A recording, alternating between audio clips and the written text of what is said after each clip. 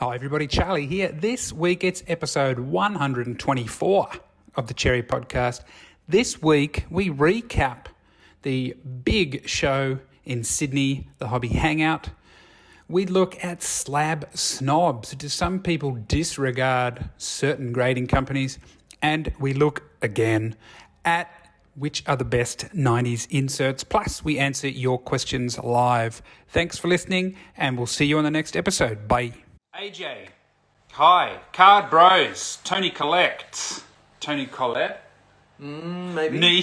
niche Australian 90s reference, Anthony McDonald, Chona29, Ponds Hub, Skin Tag, what are these names? Lethal Fish, Adrian Zukas, hey guys, Boxing BPR, Sean Bro. When's Impeccable Soccer Break? I don't know. Blake will be on live soon. You can ask him. Send all release date hate directly to Blake. Well, don't, because it's got nothing to do with him. Well, it does, in that he breaks it, but he doesn't change release dates. He has a weekly meeting with all the card companies, and in that he talks about release dates a lot. Is he? They've often, I'll often hear, I'm pretty sure the other week I heard him speaking with an unnamed trading card company, and they said, listen, we want to drop it next week. And he said, I'm thinking September. That's what I'm thinking. So, Yeah. hey, listen, ask him, I don't know. Yep. That's the world that he's living in. Big boy. Okay, first thing we need to talk about, this week is Hobby Hangout, Sydney. The Sydney Card Show, for those of you who weren't there. It was, I thought, fantastic. It was, I think, a bit busier than last year. Certainly where we were, down on the ground floor anyway.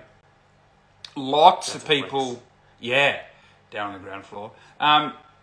Lots of people snapping up, especially sealed wax deals from Cherry. They were. We basically sell out of the mystery packs. I sold out many years ago, but yes. The convention mystery packs were Thousands. Sold thousands of them. Yeah, there was a lot at the beginning of the day, and I was like, no way. And same with the PKM and Yu-Gi-Oh boxes, actually. I was like, that's a lot of them. He took too many of those. I was like, that's not the market for those. We sold a lot, Yeah. but he took too many. And I've said it, if I've said it once, I've said it 1,000 times. You take that many PKM boxes, you're going to have tyre trouble. Yes. You'll have tyre trouble. Nothing more certain. And turns out, Tyre trouble. spoiler alert, there was on the way There's tyre back. trouble. On the way back to Melbourne. But what did you think of the show? I thought it was fantastic. The turnout I thought was low. And I think there's Some factors. no-shows, yeah. There's like 200 people that bought tickets and didn't show up, which is interesting. Floods, obviously. People staying home to defend their house. Yeah. A lot of people moving. Priorities. Yeah, moving livestock. Yes. Some. Yep. Yep. Yeah, so COVID. I mean, it wasn't just. I mean, if you were in Sydney or the surrounds, the suburbs around Sydney, then it is sort of. It was really raining. It wasn't. It wasn't like a little bit of rain. It was a shitload of rain. So if you were looking out the window and you maybe had an hour drive to get to the show and then find parking, you might be like, I don't know, I'll skip it this time. Do you remember when you were younger and your parents would use that word torrential? Not really. When my parents started talking about torrential rain, Yeah. yeah, I knew it was serious. Okay. Yep. So it was torrential up there. It was torrential rain. Yeah, it was. Still is. It is still, and so shout out to everyone up that way. I hope you are safe, and there's much more important things on that day than cards, unfortunately, but still low. I thought the numbers were low. I'm looking forward to breaking 2,000 people at a card show. I think that it's absolutely achievable. So many people coming back and buying more and more of the exclusive packs and then the seal wax, and so that was fantastic, having returning customers on the same day. Yeah. But no, it was, I mean, Australian card shows, the concept of having Australian card shows is phenomenal. My takeaway from it was kids, kids, kids Yes. everywhere. Yeah. Obviously, we were able to give them all the free packets from Panini and Tops. Yep. But the fact that they're there and they're buying stuff and parents are getting them a couple of packs of Pokemon, that was really good. Yeah, fantastic. There was a lot of kids there, people there with mum and dad.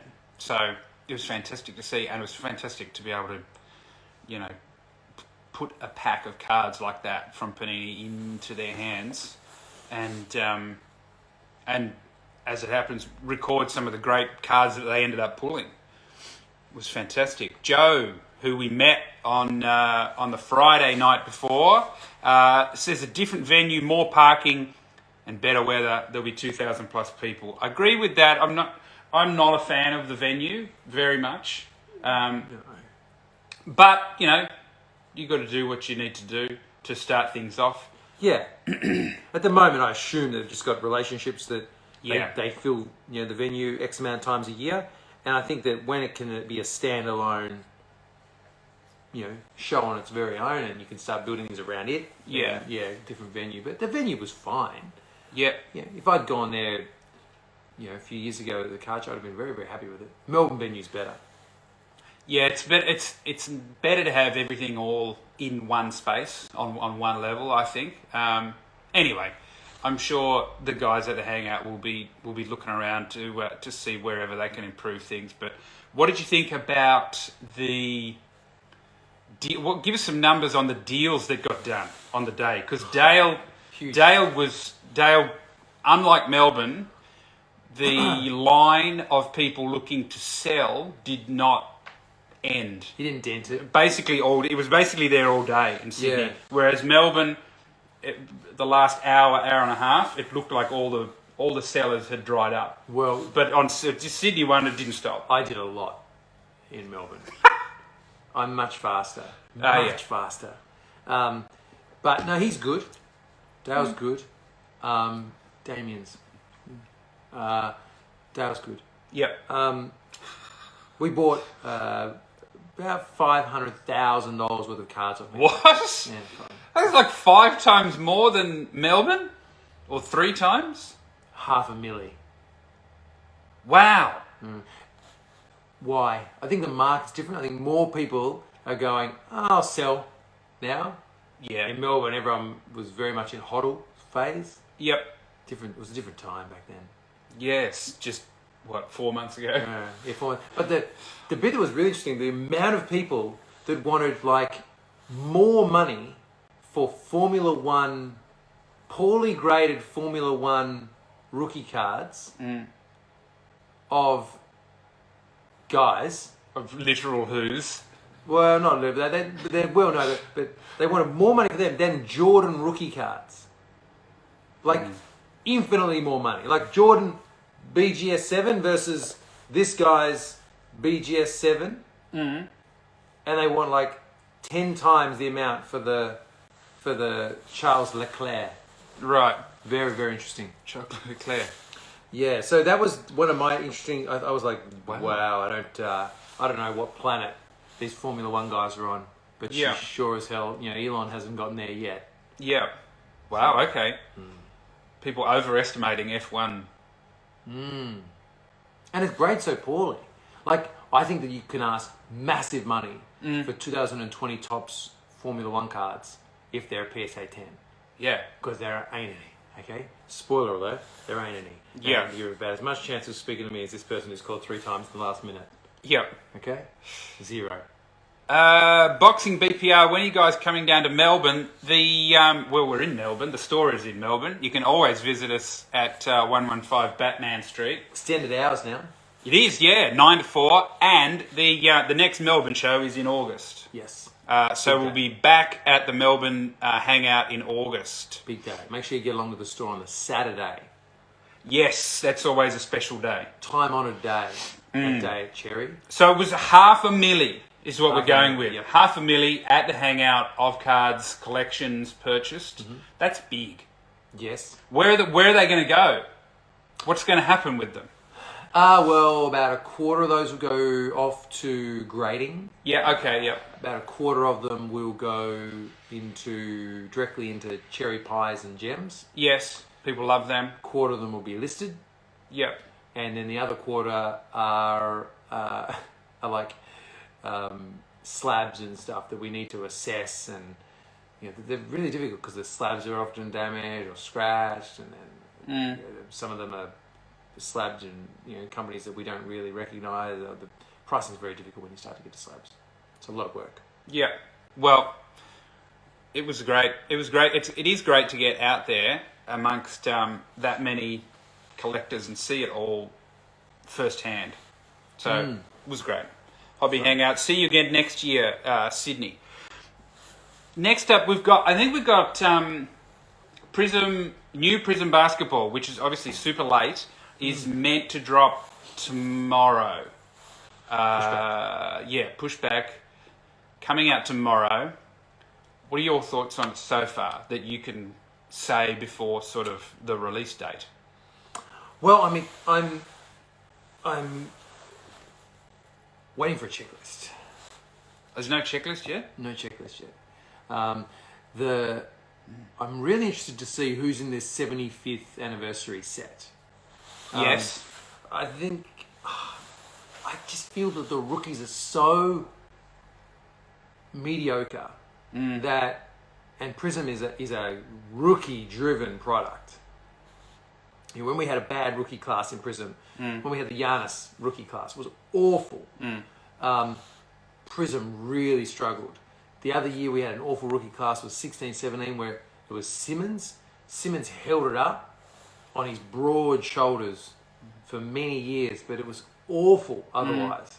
And I feel as though this year is not dissimilar. So I think at the moment it feels the market's overpricing it. I know the photo, we looked just before this, the photo was still moving over $2,000 USD a box. It's costing us about $2,000 to land it. Wow.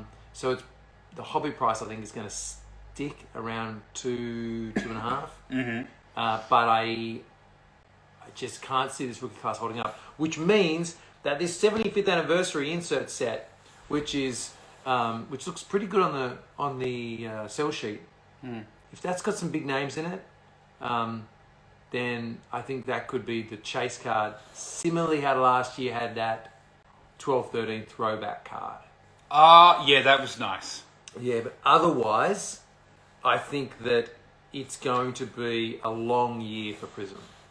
Okay, that's interesting. Basketball. So you mean if, for example, there was LeBron on that list or a Kobe, someone like that? Kobe would be huge. Yeah. LeBron would be big. Yeah. If it's like Shaq and Anthony Davis and the regular DeMar DeRozan, then we're in trouble. Yeah. So, because it doesn't have that, it doesn't have a manga, it doesn't have a color blast, it doesn't have,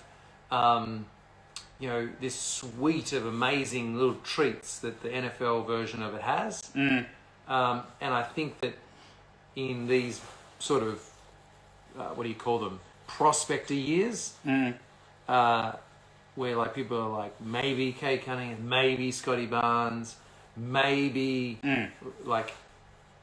I think that this product will be waiting for that person, for that Giannis to carry it through. Wilco says the prismatic insert looks really nice. It does, yes, that's true. It does look nice. Maybe that'll be one that people chase. But it would be cool to have a manga in there. Why don't they put a manga in it?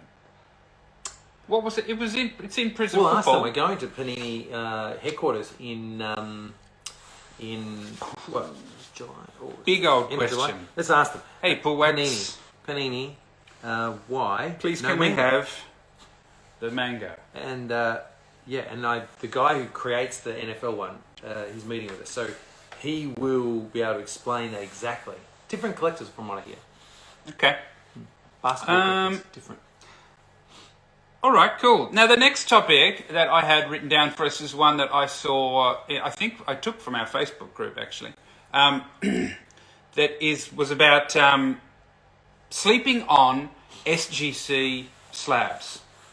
Are people biased against, people that the companies that aren't PSA, BGS to another extent, but really PSA is the king.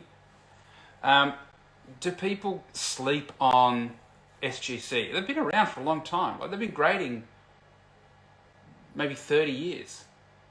Have they? Yeah. Are you talking about Slab Snobs? Slab Snobs, yeah.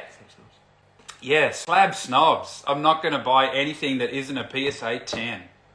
Well, unless you've got lots of money, you won't be buying anything then. I'm not. I don't buy into the SGC. What I worry about with it is that when PSA said, no more cheap slabs, and BGS said no more cheap slabs, SGC went cheap slabs, and I just worry about the fact that so much of that stuff in SGC slabs was graded purely because of them offering a cheap rate when no one else was available. Isn't that smart though? There's a gap and we're going to fill that gap. It's potentially smart from a business sense, absolutely, but the reality was that there was a reason that they couldn't get them done that fast. That's what you've got to pay. You get what you pay for. So they couldn't get the staff to turn them over at that volume. They're obviously having to turn them over quicker. There's no other way around it. So I feel as though they came in and we're going to have a lot of stuff that is potentially graded with a more speculative grade. So I don't think it holds up long term, and I wouldn't pay PSA prices for them. I think BGS have got really sound systems. Yes. Potentially they haven't done the best job of offering the right service or support levels. We're seeing on a lot of these pages where they're copying absolute hammering. Yep. But I think their systems, the people they employ to do the grading, the money they put into protecting their brand in terms of its integrity is all of the highest standard. Yes. So I would still be more confident with one of them.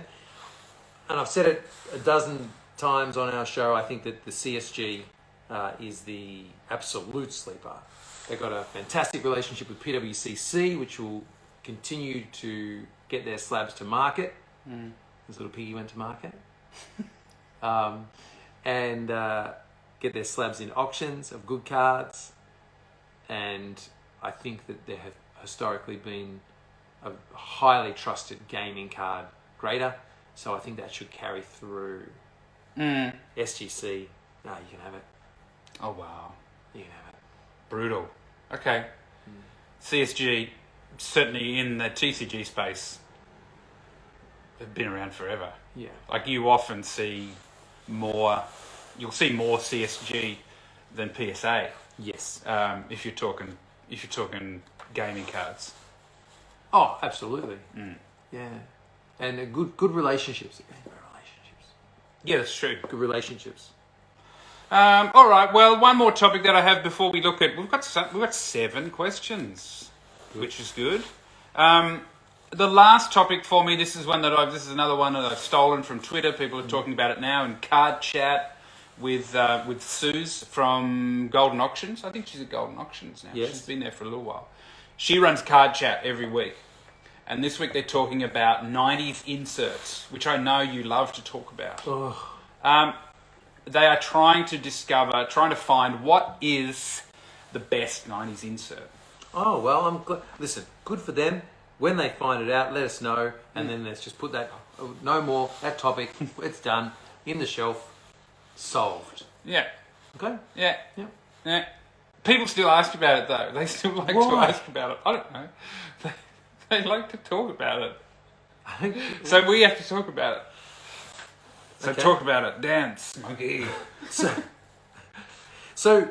what are you talking about? Are you talking about variations from the 90s or actual inserts? It has to be inserts. Okay. So, well, then that's a clever way to get PMGs out of the conversation, isn't it? Yeah. So PMG's gone. Yeah. No worries. Well, the winner's gone. Okay. Okay, so with PMGs, obviously huge. Yep, but it's a variation, not an insane. Yep. The embossed, numbered version of the finest cards, I think it's probably my second favourite card. They're die cut, and they're refractor, and they shimmer shine, and they're numbered, and everything about them is just beautiful. And they're gold. Everything about them is fantastic. Well, some of them are gold. But variation. So,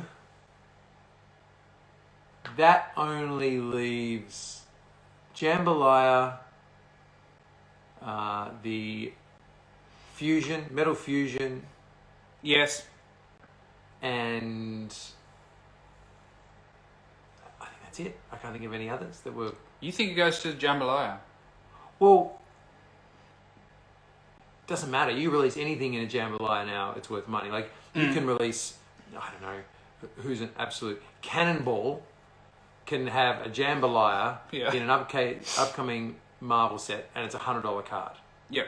Like, you could actually, I reckon you could hire someone to act as Cannonball in the next MCU movie, and you wouldn't have to pay them $100 a day.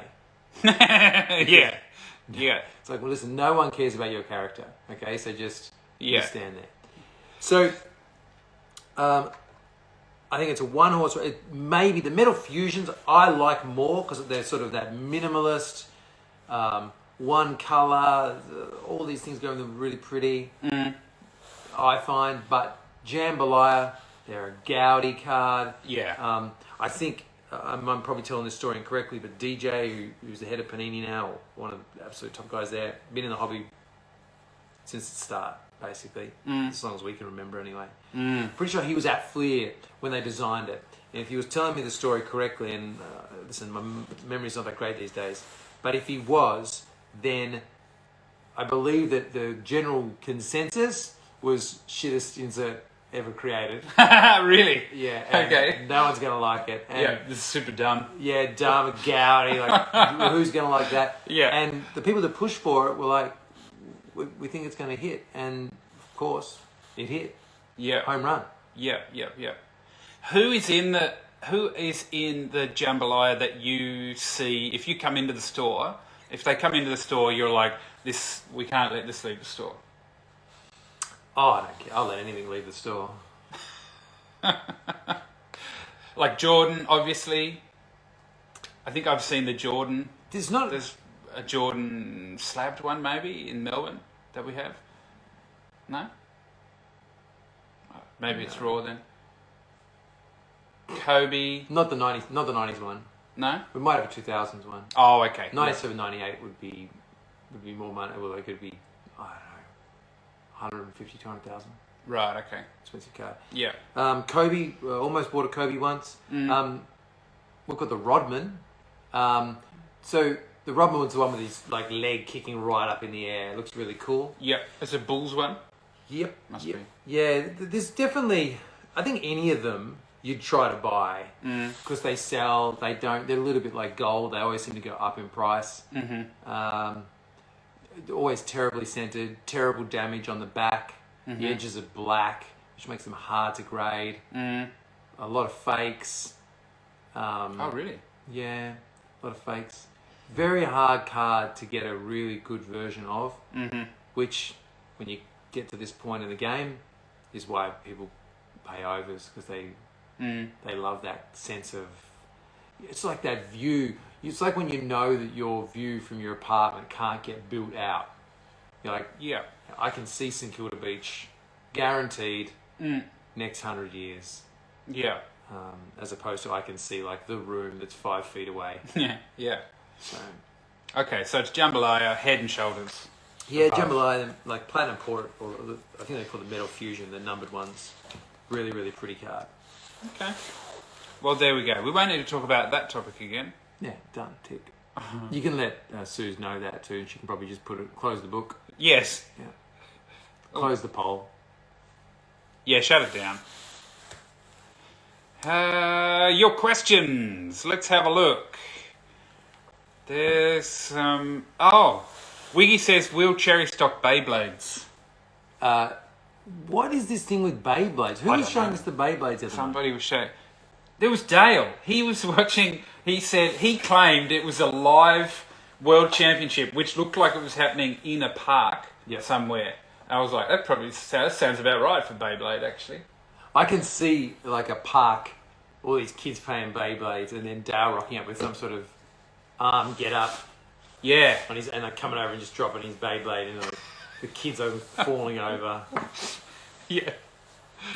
But yeah, Maxie gets into Beyblades.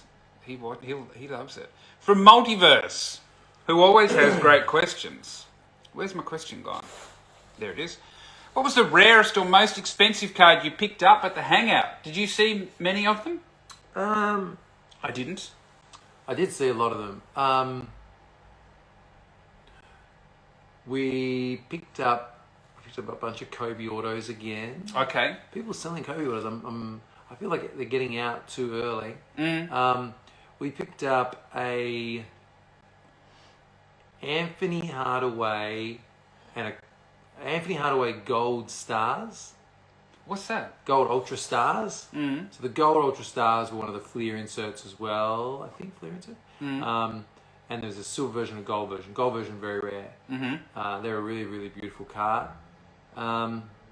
We picked up a set of the Jambalayas minus Jordan and Kobe. Okay. Which was pretty cool. Yep. Lots of good cards. A lot of nice Mbappe's. We didn't buy a lot of Formula One cards. Yeah. That's good. From Sticker Pack, your favourite set to collect from season 21-22? Basketball, I assume means. My favourite set will almost certainly be Select as a brand. I think Select is every year the best set to collect with so many cool variations. I think that the where was I going with this? I think that the Peacocks is my favourite individual set. And I know that they don't have the same sort of punch they carry in their first ever year, but I feel like choice products are much harder to get in this sort of lack of paper production years. And so if we do happen to have a guy come out of these classes that's really, really good, I feel like having those choice variations like the Tigers and like the Peacocks will be long-term a good play. So I like the Peacock set. Yes, nice. Looking for I want to see the Peacock. They got to have a Peacock Charlotte Flair in the Select WWE. If they won't do choice with it, I don't think. You reckon? No.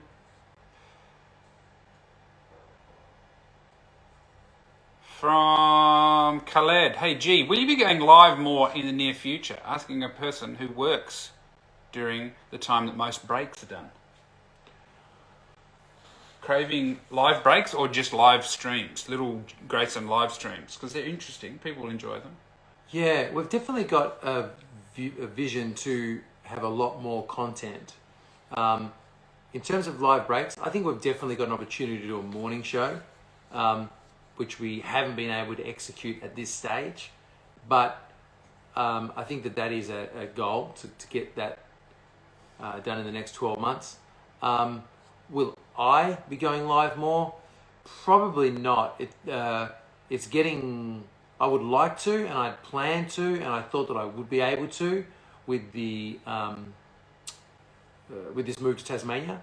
But the impost of running Cherry with the volume of people that we've got now makes it very difficult. But thank you for the question. I'd love to go live more. From AJ, here's a good one to finish up on. Perhaps, where did it go? AJ. Come on, AJ's question. AJ's question You gotta do that is, one. do you think Zion will be good when he comes back? Didn't he just sign a 4-year extension? I just read. He will absolutely be good. He's undeniably the best player, young player particularly in the league, and he'll be unstoppable. The team looks good, albeit they're too young. They are pretty young. They got McCollum, I guess. Oh, they need a big man. Oh, did they get? No, they didn't. They need a big guy who can actually just protect the rim and just take hits. Like a big Steven Adams or... Yeah. Well, they've got Stephen Adams.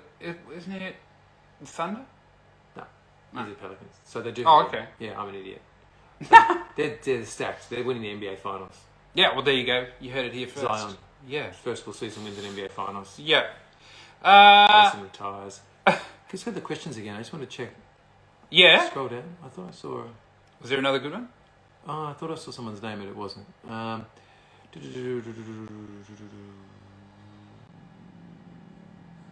No license. Ask the question about the no licenses. Where's that one? Adrians Question.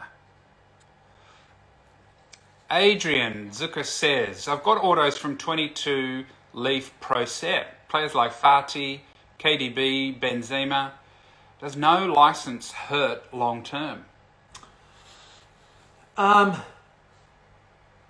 It does most of the time. There's certainly times where it won't. If something happens and that player no longer signs cards, if something happens that player is no longer playing, there's definitely examples of it where they're fantastic cards to have. I think that where they can be sort of something really cool is where companies like Leaf might get access to like way cooler memorabilia that's in the card with that autograph, like amazing patches or game used stuff, or guys that aren't signing with the other companies yet. There's still definitely opportunities, but in terms of that KDB auto won't be worth as much as the licensed Panini one. Benzema doesn't sign with Panini. I'm not sure if he signs with Topps, so that is a potentially good one to hold on to. Fatih, he signs with Topps and Panini, so the Panini ones are going to be worth more. But if you get like, I haven't seen a Panini one of Fatih with. Oh, actually no, that's a lie. There's amazing patches of him in Immaculate. Just to have a look at the full landscape and understand too that card from a Leaf product is potentially a lot less to actually get involved in too. Like you can have a stab at potentially hitting an amazing Messi or Ronaldo 101 patch auto that you can't get in other products, and you might end up with a Fatih or a KDB, but it's cost you a tenth of the amount of money to get involved. Yeah. Good question. Thank you, everybody. Great questions again this week. What do we got? We'll see you all next week, but that'll be the last show before we're off to the States. We can do a show from the States. Yeah. Yeah. Just it'll be goodbye, and I'm not going to do one when I'm on holiday. No. No. I haven't got the body together for it yet. I won't be wearing it at the top, and the body's not right. 5% off, unfortunately, Joe. 5% off. Thank you, everybody. See you next week. Bye.